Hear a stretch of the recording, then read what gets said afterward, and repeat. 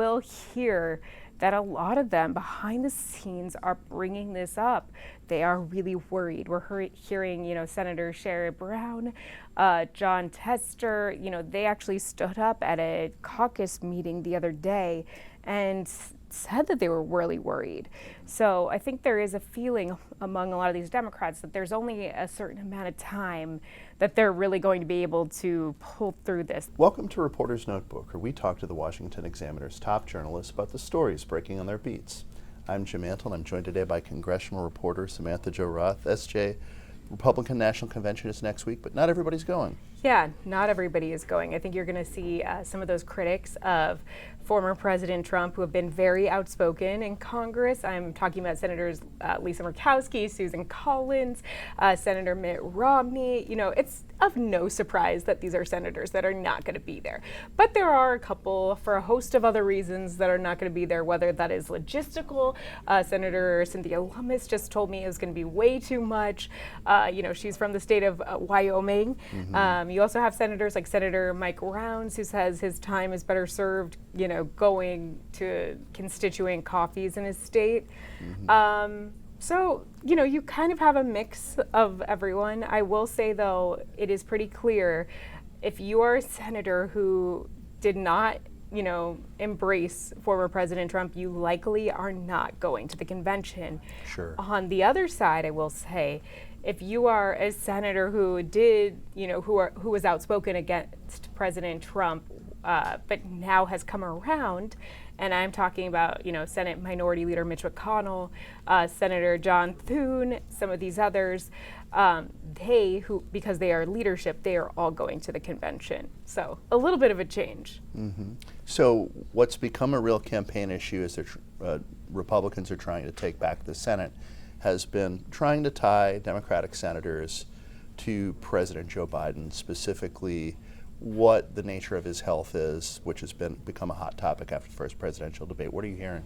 Yeah, so this is a strategy that the senators are using. We're also not necessarily the senators, but the senators who are the folks who want to be senators. The would-be senators. Exactly. Yeah. So, for example, today on Capitol Hill, we saw Bernie Moreno, who is the Senate hopeful, GOP hopeful from Ohio. He actually did a impromptu press conference in front of Sherrod Brown's office, calling on, saying basically that Sherrod Brown knew something about, the president's health and basically called it a cover-up. Mm-hmm. And we're seeing that kind of across the board. The NRSC is digging up comments that a lot of these senators made, in the wake of that really damaging report that came out earlier this year, talking about, the president's mental status, and they're digging those up.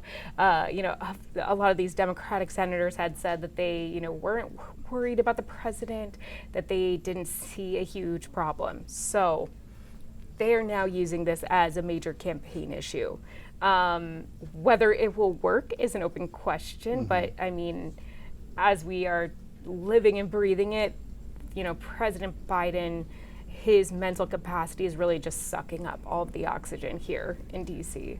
So some of these battleground state Democrats, though, are actually still doing pretty well in the polls. Right, they are. But, you will hear that a lot of them behind the scenes are bringing this up.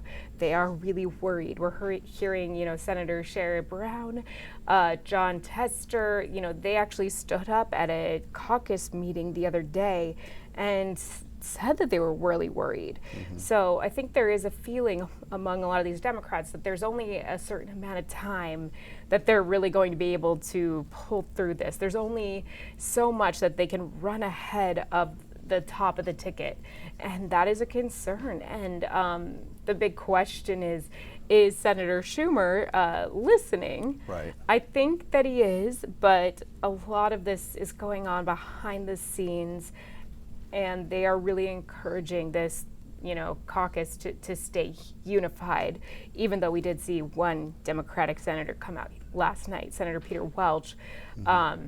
Who came out and said that Biden should step aside. So you've been chasing around senators. I mean, the Biden campaign has met with Senate Democrats to try to reassure them. What is the vibe that you're getting?